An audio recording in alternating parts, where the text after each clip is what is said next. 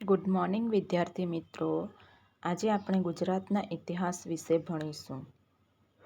ગુજરાતના ઇતિહાસ ગુજરાત સરકારની બધી પરીક્ષાઓમાં મોસ્ટ આઈએમપી હોય છે. એમાંથી બધી જ પરીક્ષાઓમાં કંઈક ને કંઈક પ્રશ્નો પૂછાતા જ હોય છે. ગુજરાતના ઇતિહાસમાં મુખ્ય 3 ભાગ હોય છે. એમાં પહેલું છે પ્રાચીન ગુજરાતનો ઇતિહાસ, બીજા નંબરનું છે મધ્યકાલીન ગુજરાતનો ઇતિહાસ અને ત્રીજા નંબર પર છે પ્રાચીન ગુજરાતનો ઇતિહાસ. એમાં આપણે જોઈશું પ્રાચીન ગુજરાતનો ઇતિહાસ. એમાં પણ ફરી 3 ભાગ પડે છે. એમાં છે પ્રાગૈતિહાસિક યુગ, પૌરાણિક યુગ અને વિવિધ વંશો. એમાં આપણે જોઈશું પહેલા નંબરનું પ્રાગૈતિહાસિક યુગ. પ્રાગૈતિહાસિક યુગ વિવિધ સ્થળોએથી પ્રાપ્ત થયેલ અવશેષોનો સમય નક્કી કરવા કાર્બન ડેટિંગ પદ્ધતિનો ઉપયોગ થાય છે, જેમાં C14 ને ધ્યાનમાં લેવામાં આવે છે.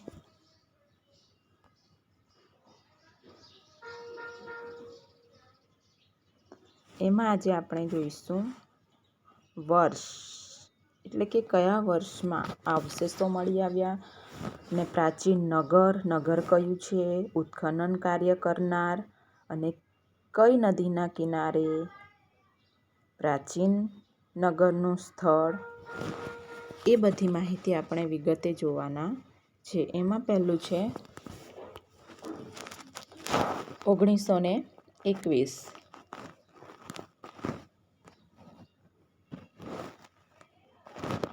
હડપ્પા પ્રાચીન નગર છે હડપ્પા અને ઉત્ખનન કાર્ય કરનાર છે રાય બહાદુર દયારામ સાહાની.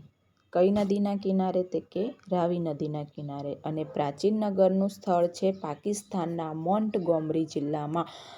આ ક્વેશ્ચન પરીક્ષામાં મોસ્ટ આઈએમપી છે. બીજા નંબરનું છે 1922. મોહેજો-દડો. ઉત્ખનન કાર્ય કરનાર છે રખાલદાસ બેનર્જી.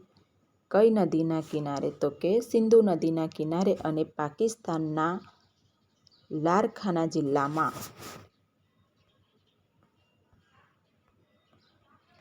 આ પણ પરીક્ષાની દ્રષ્ટિએ મોસ્ટ આઈએમપી છે. અને ત્રીજા નંબરનું છે 1945 થી 1955. લોથલ. Doctor S.R. રાવ. ભોગાવો અને સાબરમતી નદી વચ્ચે અને અમદાવાદના ધોળકા તાલુકામાં સરગલા ગામ. આ 3 સાલ પરીક્ષાની દ્રષ્ટિએ મોસ્ટ આઈએમપી છે.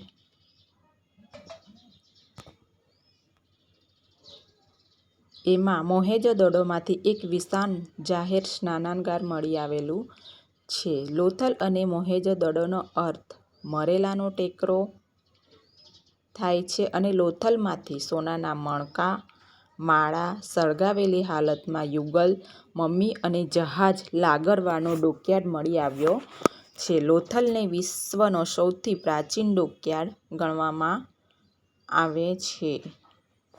આવા બધા ક્વેશ્ચન એક્ઝામમાં ઘણીવાર પૂછાતા જ હોય છે.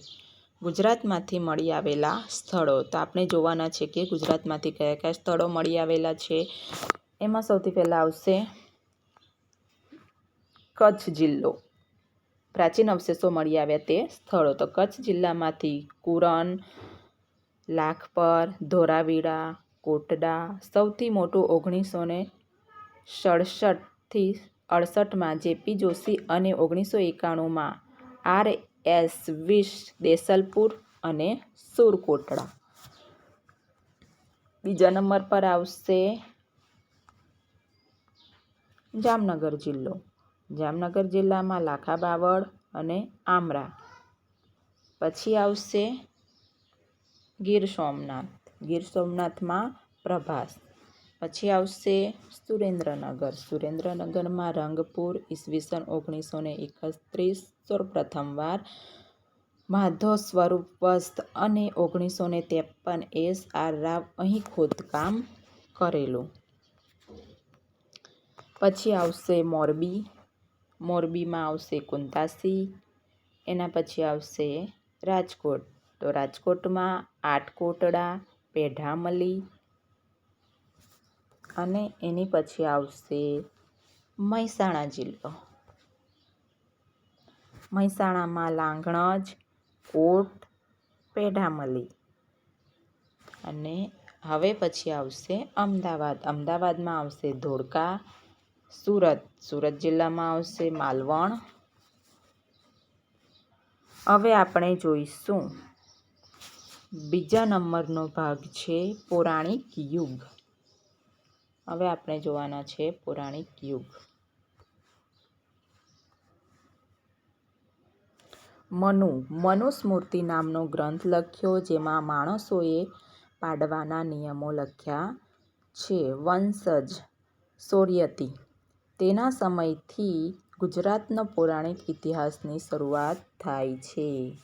ગુજરાતના પૌરાણિક ઇતિહાસની શરૂઆત કોનાથી થાય છે? તો શૌર્યના વંશજથી પૌરાણિક ઇતિહાસની શરૂઆત થાય છે.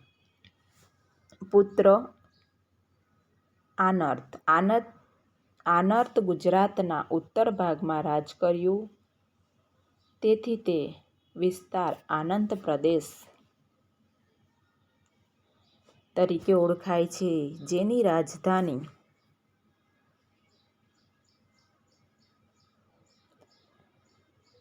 કુશસ્થળી. તેથી કુશસ્થળી પ્રાચીન ગુજરાતની પ્રથમ રાજધાની હતી. પુત્ર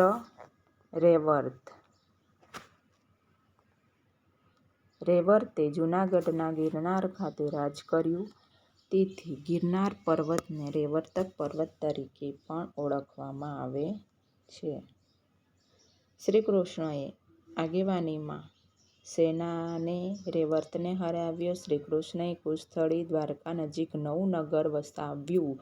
દ્વારામતી બેટ દ્વારકા વસાવ્યું. શ્રીકૃષ્ણએ કયું નગર વસાવ્યું છે? દ્વારામતી બેટ દ્વારકા નવું નગર વસાવ્યું છે. Thank you.